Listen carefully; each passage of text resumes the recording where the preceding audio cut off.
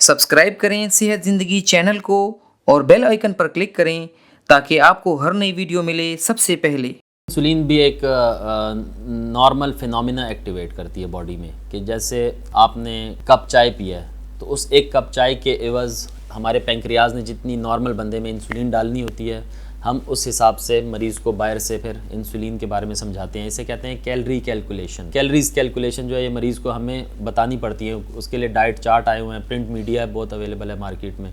तो हम मरीज़ को फिर साथ साथ बताते हैं कि हाँ जी, आप अपने लिए एक कैलोरी मीटर ले लें, जिसके ऊपर आप फ़र्ज़ करें एक सेब है, सेब के अंदर कितनी कैलोरीज़ हैं, तो कैलोरी मीटर के ऊपर रखेंगे तो वो आपके लिए कैलकुलेट कर देगा। तो उस हिसाब से इंसुलिन के यूनिट एडजस्टमेंट हम मरीज़ को खुद सिखा देते हैं। फिर तो मरीज़ अगर पढ़ा लिखा होता है तो वो ज़रा जल्दी समझ जाता है। अगर जो अनपढ़ से होते हैं, जैसे हमारी ज़्यादातर कम्युनिटी है लोकल, वो ज़रा सी कम तालीम याफ्ता है, तो उनको फिर हमें ख़ुद समझाना पड़ता है। और फिर हम उनको अपना टोल फ्री नंबर दे देते हैं मुख्तलिफ़ कंपनियों के या मुख्तलिफ़ अपने डायबिटिक एजुकेटर्स के, तो वो फिर समझाते रहते हैं साथ साथ उनको। इंसुलिन में फिर मुख्तलिफ़ किस्म की हैं, short acting, long acting, intermediate acting है।